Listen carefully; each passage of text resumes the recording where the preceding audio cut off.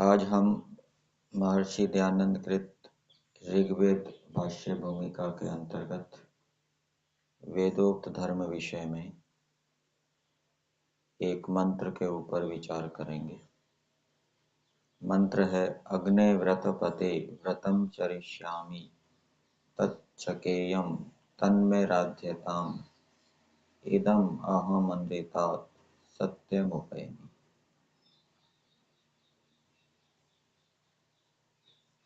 इस मंत्र के अंदर कई बातें बताई गई हैं।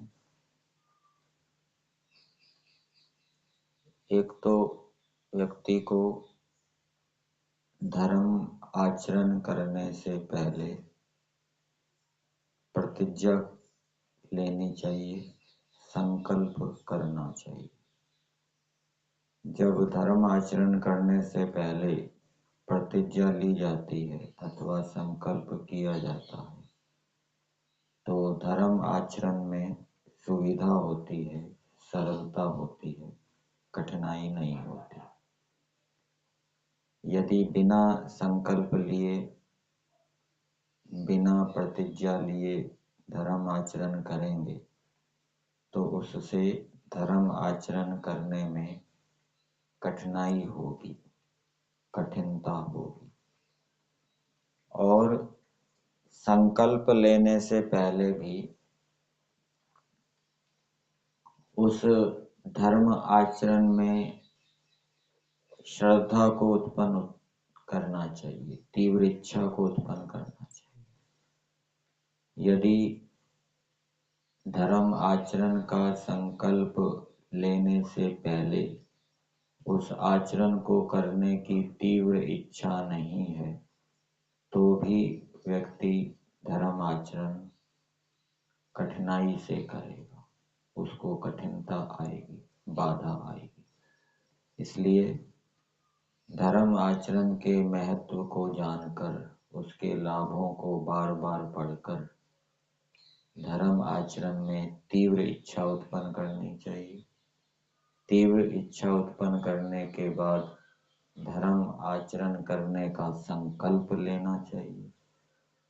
संकल्प लेने के बाद फिर पुरुषार्थ करना चाहिए और पुरुषार्थ करने के उपरांत ईश्वर से प्रार्थना करनी चाहिए कि मैं इस धर्म का आचरण, धर्म का अनुष्ठान कर सकूं, ये प्रार्थना करनी चाहिए। और दूसरी प्रार्थना ये करनी चाहिए कि ये जो मेरा धर्म का अनुष्ठान है ये सिद्ध हो जाए।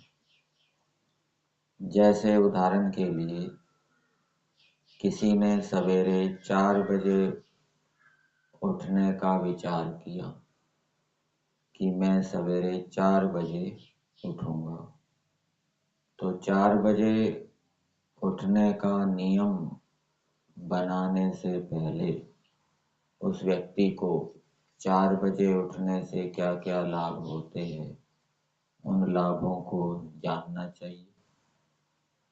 4 बजे उठने के महत्व को जानना चाहिए, उसमें तीव्र इच्छा उत्पन्न करनी चाहिए।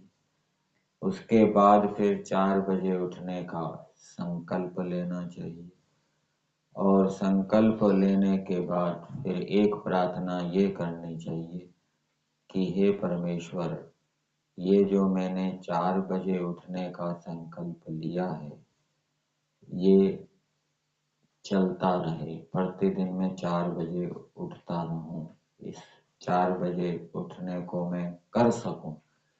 इसके लिए आप मेरे शरीर को भी ठीक रखना, शरीर में कोई बाधा उत्पन्न ना हो, और मेरी बुद्धि को भी ठीक रखना, मुझ में उत्साह बनाए रखना, जिससे कि मैं निरंतर इस 4 बजे उठने के विचार को व्यवहार में ला सकूं। और दूसरी प्रार्थना ये करनी चाहिए, जब वो 4 बजे उठना व्यवहार के अंदर आ गया, अब व्यक्ति प्रतिदिन 4 बजे उठ रहा है, तो दूसरी प्रार्थना ये रहेगी कि हे परमेश्वर, ये मेरा 4 बजे जो उठना है ये सिद्ध हो जाए, इसमें मेरी दृढ़ श्रद्धा उत्पन्न हो जाए, ये दृढ़ हो जाए। दूसरा उदाहरण, जैसे कोई व्यक्ति प्रतिदिन यज्ञ करना चाहता है, ये धर्म आचरण है, तो यज्ञ करने से पहले उसको यज्ञ के महत्व को, लाभों को जानना चाहिए। यज्ञ करने में तीव्र इच्छा उत्पन्न करनी चाहिए। उसके बाद उसको ये संकल्प लेना चाहिए। संकल्प का क्या स्वरूप है वो इस मंत्र के अंदर बताया कि हे परमेश्वर, मैं प्रतिदिन यज्ञ का अनुष्ठान करूंगा, ऐसा संकल्प लेना चाहिए। और संकल्प लेने के बाद ईश्वर से प्रार्थना करनी चाहिए कि हे प्रभु, ये मेरा यज्ञ का अनुष्ठान प्रतिदिन चलता रहे, इसमें कोई बाधा ना आए, शरीर मेरा स्वस्थ रहे, धन आदि की कोई कमी ना रहे, और कोई प्रतिकूलता बाहर से उत्पन्न ना हो, जिससे कि मैं प्रतिदिन यज्ञ का अनुष्ठान करता रहूं। और जब वो प्रतिदिन यज्ञ का अनुष्ठान करने लगे तो फिर दूसरी प्रार्थना ये करनी चाहिए कि हे प्रभु, इस यज्ञ के अनुष्ठान में मुझे दृढ़ कर दीजिए, ये यज्ञ का अनुष्ठान मेरा सिद्ध हो जाए, इसके विषय में मुझे ज्ञान विज्ञान दीजिए, यज्ञ के अनुष्ठान में मेरी श्रद्धा उत्पन्न हो जाए। इस मंत्र के भाष्य में दिया है, मंत्र का तात्पर्य बताया गया है, अभिप्राय बताया गया है कि सब मनुष्यों को धर्म का आचरण करने में ईश्वर की सहायता लेनी चाहिए, और धर्म में दृढ़ होने के लिए भी ईश्वर की सहायता की इच्छा करनी चाहिए। क्यों? कारण बताया, क्योंकि ईश्वर की सहायता के बिना धर्म का अनुष्ठान नहीं हो सकता। कोई शारीरिक बाधा उत्पन्न हो जाएगी, अथवा निराशा उत्पन्न हो जाएगी, व्यक्ति निरुत्साह हो जाएगा, अथवा बुद्धि बिगड़ जाएगी, तो वो धर्म का अनुष्ठान नहीं कर पाएगा यदि ईश्वर की सहायता नहीं होगी। और धर्म के अनुष्ठान की पूर्ति भी ईश्वर की सहायता से होती है।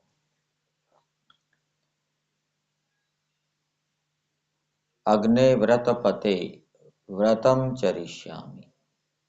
अग्नि और व्रत पते संबोधन है। व्रत पते को खोला सत्य पते। व्रत कैसा होना चाहिए? धर्म आचरण व्रत होना चाहिए, अधर्म आचरण, असत्य व्रत नहीं होना चाहिए।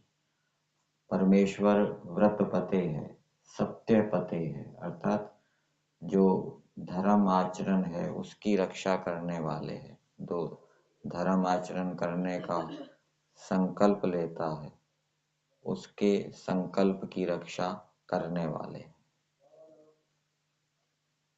व्रतम चरिष्यामि, व्रतम चरिष्यामि का अर्थ किया सत्य धर्म का मैं अनुष्ठान करूंगा। व्रत का अर्थ किया कि हे परमेश्वर, मैं सत्य धर्म का अनुष्ठान करूंगा। अब वो कौन से सत्य धर्म का अनुष्ठान करेगा, किस विषय में वो व्रत ले रहा है, वो भी उसको भावना बनानी पड़ेगी कि मैं प्रतिदिन यज्ञ करूंगा, या मैं प्रतिदिन विद्या को पढ़ूंगा पढ़ाऊंगा, अथवा मैं प्रतिदिन मिताहारी बनूंगा, सीमित मात्रा में भोजन खाऊंगा, अथवा मैं प्रतिदिन क्रोध नहीं करूंगा। तो ये भाव, जिस विषय में वो संकल्प ले रहा है सत्य धर्म का, वो भावना भी उसको बनानी चाहिए। यहाँ पर प्रमाण दिया है शतपथ ब्राह्मण का, सत्यमेव देवा अनृतम मनुष्यः एतद् ह वै देवा व्रतम चरन्ति यत् सत्यम।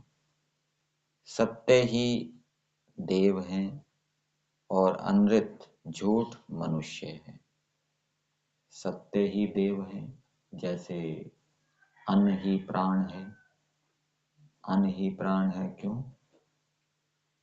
अन्न से प्राण शक्ति उत्पन्न होती है। ऐसे ही सत्य ही देव है, मतलब सत्य से, सत्य का आचरण करने से, धर्म का अनुष्ठान करने से मनुष्य देव बनता है।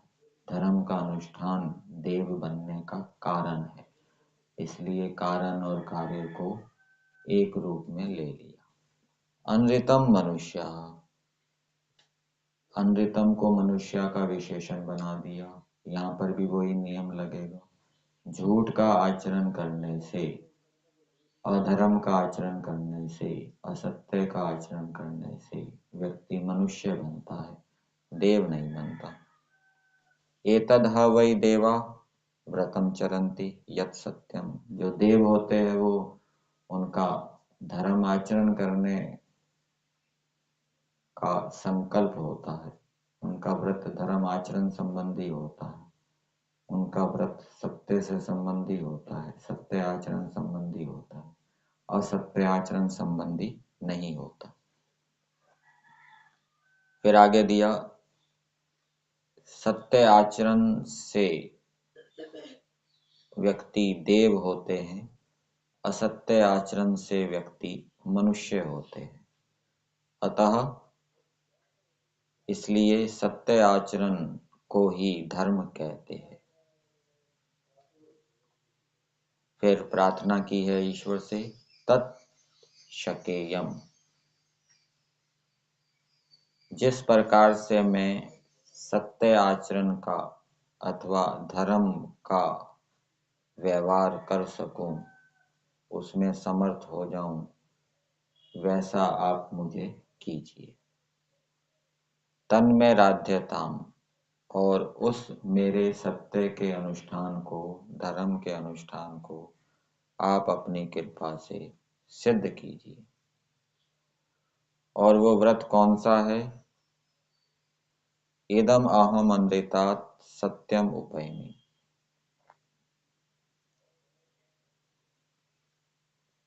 कि सत्य धर्म के ही आचरण और झूठ या असत्य या अधर्म से पृथक होना, इसको मैं प्राप्त होता हूँ। सत्य आचरण को मैं प्राप्त होता हूँ और झूठ से मैं पृथक होता हूँ।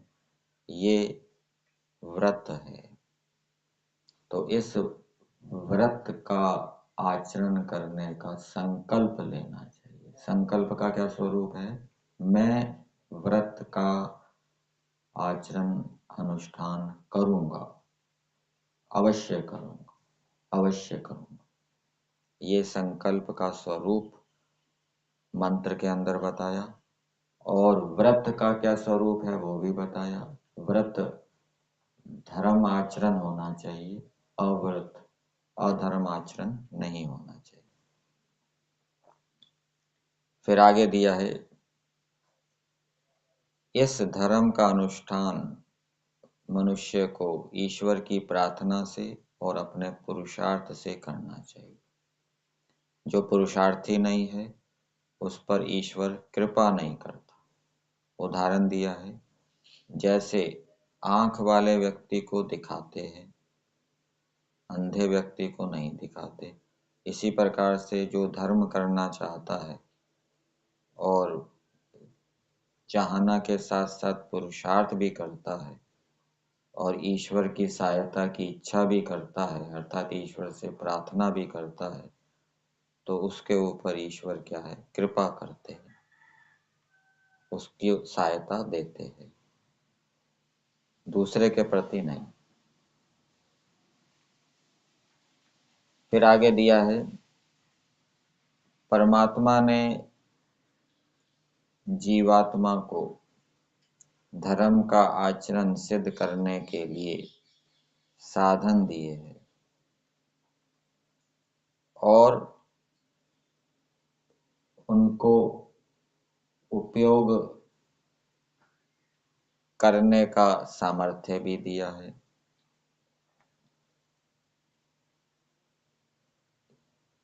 येन पदार्थेन यावान उपकारो गृहीतुम शक्यः तावान स्वेन एव गृहीतव्यः।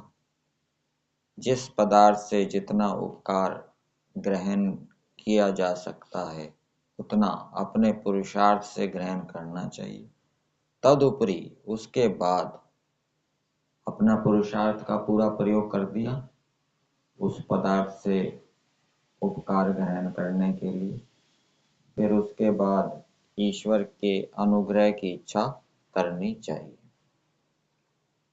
भाषार्थ में दिया है, इस मंत्र का अभिप्राय ये है कि सब मनुष्य लोग ईश्वर के सहाय की इच्छा करें, क्योंकि उसके सहाय के बिना धर्म का पूर्ण ज्ञान और उसका अनुष्ठान पूरा कभी नहीं हो सकता।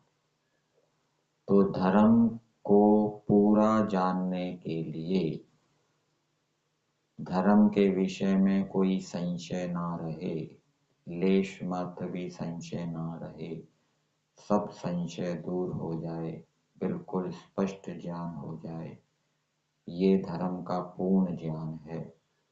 तो धर्म का पूर्ण ज्ञान होने के लिए भी ईश्वर से प्रार्थना करनी चाहिए और प्रार्थना के साथ साथ पुरुषार्थ भी करना चाहिए।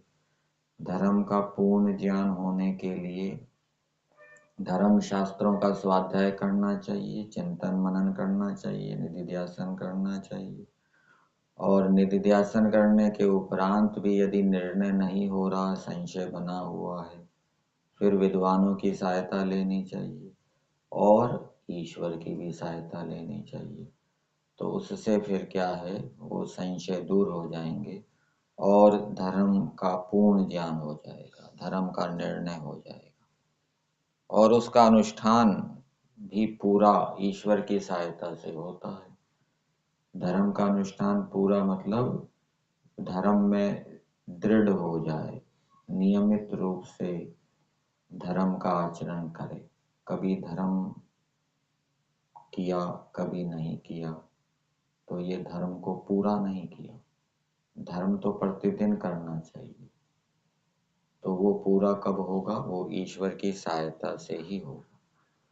अपने सामर्थ्य से, अपने पुरुषार्थ से, अपने ज्ञान विज्ञान से धर्म का पूरा अनुष्ठान करने का प्रयास व्यक्ति करेगा और उसके उपरांत ईश्वर से सहायता लेगा। आगे दिया है, हे सत्य पते परमेश्वर, मैं जिस सत्य धर्म का अनुष्ठान किया चाहता हूँ उसकी सिद्धि आपकी कृपा से ही हो सकती है। उसकी सिद्धि मतलब उसमें श्रद्धा हो जाए और श्रद्धा होने से उसमें दृढ़ता आ जाए, किसी भी परिस्थिति में वो धर्म को ना छोड़े, इतनी दृढ़ता आ जाए कि प्राण भी क्यों ना चला जाए लेकिन धर्म को वो ना छोड़े। ये है धर्म की सिद्धि। इसी मंत्र का अर्थ शतपथ ब्राह्मण में भी लिखा है कि जो मनुष्य सत्य के आचरण रूप व्रत को करते हैं वे देव कहते हैं और जो असत्य का आचरण करते हैं उनको मनुष्य कहते हैं। इससे मैं उस सत्य व्रत का आचरण किया चाहता हूँ। तत्शकेयम, मुझ पर आप ऐसी कृपा कीजिए कि जिससे मैं सत्य धर्म का अनुष्ठान पूरा कर सकूं।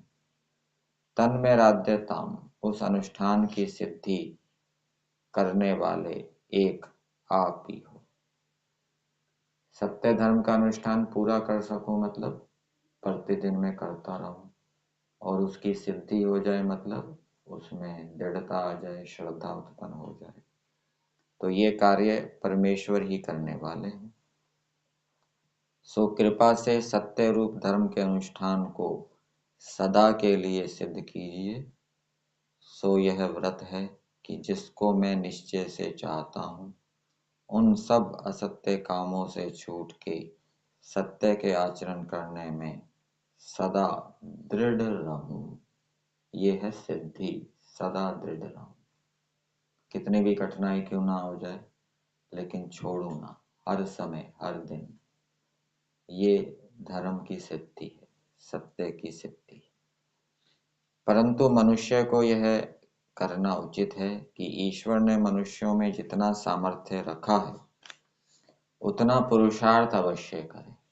उसके उपरांत ईश्वर के सहाय की इच्छा करनी चाहिए, क्योंकि मनुष्यों में सामर्थ्य रखने का ईश्वर का यही प्रयोजन है कि मनुष्यों को अपने पुरुषार्थ से ही सत्य का आचरण अवश्य करना चाहिए। जैसे कोई मनुष्य आंख वाले पुरुष को ही किसी चीज को दिखला सकता है, अंधे को नहीं। जिसकी आंख ठीक है उसी को कोई व्यक्ति किसी वस्तु को दिखा सकता है, दिखाएगा। अंधे को नहीं दिखा सकता, अंधे को नहीं दिखाएगा। इसी रीति से जो मनुष्य सत्य भाव पुरुषार्थ से धर्म को किया चाहता है, सत्य भाव से धर्म को किया चाहता है मतलब धर्म में तीव्र इच्छा उत्पन्न करके फिर वो धर्म का आचरण करना चाहता है, ये सत्य भाव से धर्म का आचरण कर रहा है। और तीव्र इच्छा नहीं है फिर भी भय से लोभ से कर रहा है, तो वो सत्य भाव से धर्म का आचरण नहीं कर रहा, ऐसा समझना चाहिए। जो मनुष्य सत्य भाव पुरुषार्थ से धर्म को किया चाहता है और जिसमें तीव्र इच्छा होगी वो पुरुषार्थ भी अधिक करेगा, जिसमें तीव्र इच्छा नहीं होगी लोभ से या भय से करेगा तो उसका पुरुषार्थ भी कम होगा। जो मनुष्य सत्य भाव पुरुषार्थ से धर्म को किया चाहता है उस पर ईश्वर भी कृपा करता है, अन्य पर नहीं, क्योंकि ईश्वर ने धर्म करने के लिए बुद्धि आदि बढ़ने के साधन जीव के साथ रखे हैं। जब जीव उनसे पूर्ण पुरुषार्थ करता है तब परमेश्वर भी अपने सब सामर्थ्य से उस पर कृपा करता है, अन्य पर नहीं। तो जब जीव पूर्ण पुरुषार्थ करता है मतलब जितनी उसमें शक्ति है वो पूरी शक्ति लगा देता है, तो फिर ईश्वर भी अपने सब सामर्थ्य से उस पर कृपा करता है, अन्य पर नहीं। क्योंकि सब जीव कर्म करने में स्वाधीन और पापों के फल भोगने में कुछ पराधीन भी है। पापों के फल भोगने में कुछ पराधीन भी है मतलब कुछ स्वाधीन भी है। जैसे मान लीजिए किसी व्यक्ति ने किसी ब्राह्मण की हत्या कर दी, अब उसको फल भोगने में स्वतंत्रता भी है। वो स्वयं राजा के पास जाकर निवेदन कर सकता है कि मैंने ये पाप कर्म कर दिया है, आप मुझे इसका दंड दीजिए। और यदि वो ऐसा नहीं करता, भाग जाता है, तो फिर राजा उसको पकड़ेगा। वहां वो पराधीन है और स्वाधीन भी है कुछ। वो अपना पाप स्वीकार करके राजा को कह सकता है कि आप मुझे इसका दंड दीजिए, ये मैंने आवेश में आकर ब्राह्मण की हत्या कर दी। तो मंत्र का संदेश मनुष्यों के लिए ये है कि मनुष्य धर्म का आचरण करने से पहले उसमें तीव्र इच्छा उत्पन्न करें, उसके लाभों को, महत्व को स्वाध्याय सत्संग आदि के माध्यम से जानकर, और तीव्र इच्छा उत्पन्न करने के बाद संकल्प लें। संकल्प का क्या स्वरूप है वो मंत्र के अंदर बताया। और धर्म का आचरण निरंतर करते रहें, उसके लिए भी ईश्वर से प्रार्थना करें। और धर्म में श्रद्धा उत्पन्न हो जाए, दृढ़ता उत्पन्न हो जाए, उसके लिए भी ईश्वर से प्रार्थना